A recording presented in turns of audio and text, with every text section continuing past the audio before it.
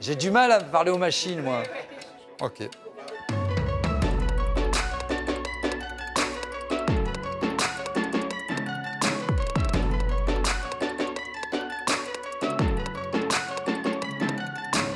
Oh, les médias d'aujourd'hui sont la caisse de résonance d'une élite qui a complètement divorcé d'avec le peuple et qui traite les sujets qui la concernent, elle, et qui ne concernent pas les citoyens ou qui les concernent très très peu. Une mécanique nécessaire mais largement inutile qui tourne en vase clos et qui n'a plus de prise sur le réel. On l'a vu à l'occasion des mouvements sociaux, on raconte une histoire officielle. Les éléments de langage de l'exécutif sont repris sans beaucoup d'esprit critique, sans analyse ni recul. La Croix fait un baromètre annuel. La confiance dans les médias dits mainstream reculait de manière considérable année après année. Ah non, c'était pas mieux avant du temps de l'ERTF. La censure, elle est beaucoup plus... il y a plus de chaînes. Ces chaînes n'ont pas été un gage de pluralisme et de démocratie en termes de qualité dans la conduite des interviews, dans le maniement de la langue française. On a très largement régressé avec des émissions de télé-réalité ou des magazines qui n'en sont pas, de la pub à outrance, qui sont là pour crétiniser. Hein. Quelqu'un l'avait théorisé, l'ancien patron de TF1. Moi, mon boulot, c'est de vendre du temps de cerveau disponible à Coca-Cola. Tout était dit. Nous, on y échappe. On est dans un GIE Les Indés qui regroupe 130 radios commercialisées par TF1.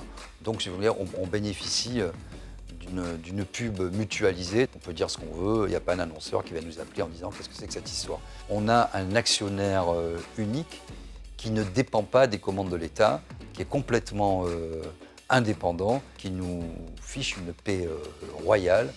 Et il nous demande simplement de faire des débats, de dire toujours la vérité avec de la hauteur de vue, de ne pas se transformer en procureur ou en homme politique ou en moraliste, et que plus les faits sont graves, plus il convient d'avoir du recul. Donc on a ces deux chances, et ces deux chances, on les saisit à bras le corps et on essaie d'en faire bon usage.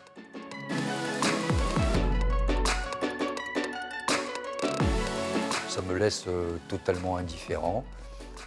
Parce que d'abord, il est inopérant. Aujourd'hui, le simple fait d'avoir été dans la rue pendant un an pour montrer ce que vivaient les Gilets jaunes m'a valu, de la part du système, ce genre de qualificatif. Je ne me revendique pas Gilets jaunes, je ne suis ni leur conseil ni leur gourou.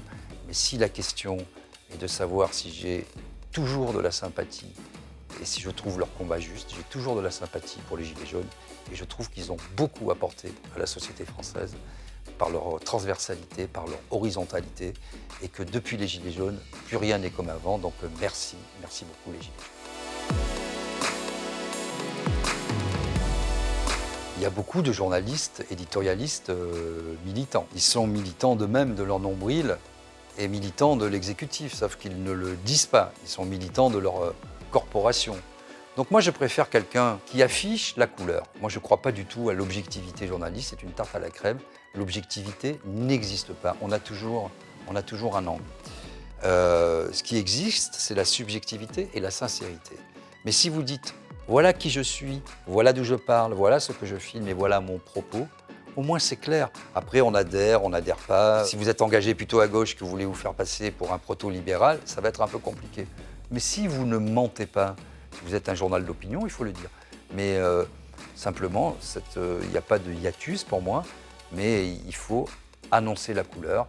Je trouve que c'est un peu un faux débat, puisque quand je regarde par exemple l'interview de Juan Branco hier sur BFM, qui était proprement scandaleuse, une honte qu'on devrait montrer dans toutes les écoles de journalisme pour le contre-exemple absolu, c'était de la haine à l'état pur.